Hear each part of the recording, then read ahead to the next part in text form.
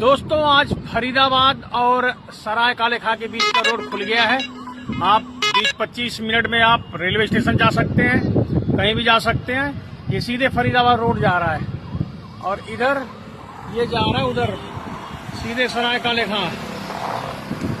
मस्त रोड बना एकदम नोएडा। देखो यहाँ से नोएडा आपको दिख जाएगा। देखो ये नोएडा, ये सामने देखो सारा नोएडा।